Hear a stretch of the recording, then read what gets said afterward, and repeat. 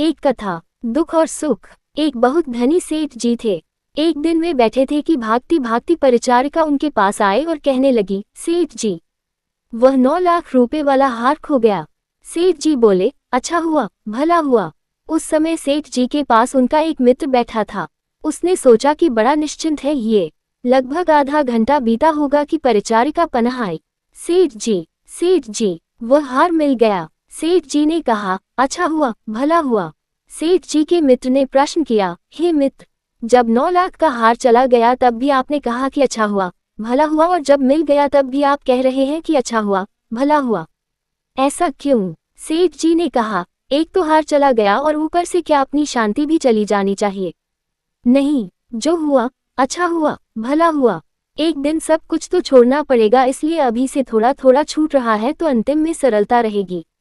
अंत समय में एकदम से छोड़ना पड़ेगा तो बड़ी विपत्ति होगी। इसलिए दान पुण्य करते रहना चाहिए, जिससे छोड़ने की प्रवृत्ति पड़े तो मरने के बाद इन चीजों का आकर्षण ना रहे और भगवान जी से स्नेह मिल जाए। दान से अनेक लाभ होते हैं। धन तो शुद्ध होता ही है, पुण्य की बढ़ती भी होती है और छोड़ने की भी प्रवृत्ति बन जाती है। छोड़ते छोड़ते ऐसी प्रवृत्ति हो जाती है कि एक दिन जब सब कुछ छोड़ना है तो उसमें अधिक बाधा ना हो, ऐसा ज्ञान मिल जाता है जो दुखों से रक्षा करता है। सेठ जी के मित्र ने पुनः पूछा, लेकिन जब हार मिल गया तब आपने अच्छा हुआ, भला हुआ क्यों कहा? सेठ जी बोले, परिचारिका प्रसन्न थी, सिठानी भी प्रसन्न थी, उसकी सहेलियां भी प्रसन्न थीं, इतने सारे लोग प्रसन्न हो रहे थे तो अच्छा है, भला है। मैं क्यों दुखी हूँ? वस्तुएं आ जाएं या चली जाएं, लेकिन मैं अपने हृदय को क्यों दुखी करूं? मैं तो ये जानता हूं कि जो भी होता है अच्छे के लिए, भले के लिए होता है। जो हुआ अच्छा हुआ, जो हो रहा अच्छा ही है, होगा जो अच्छा ही होगा, ये नियम सच्चा है। मेरे पास मेरे सद्गुरु जी का ऐसा ज्ञान है, इसलिए मैं बाहर का ही नहीं, हृदय का भी सेठ हूँ।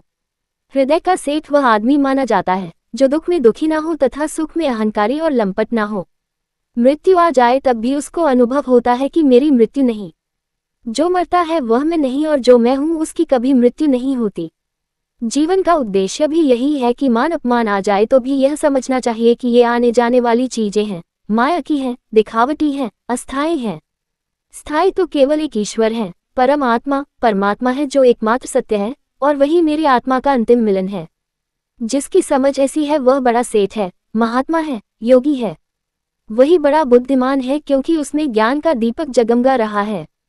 संसार में जितने भी दुख और जितनी बाधाएं हैं, उन सब के मूल में मूर्खता भरी हुई है। सत्संग से मनुष्य की वह मूर्खता घटती एवं नष्ट होती जाती है। एक दिन वह मनुष्य पूर्ण ज्ञानी हो जाता है। अपने जीवन में भी यही उद्देश्य होना चाहिए, बस यही ज्ञान चाहिए।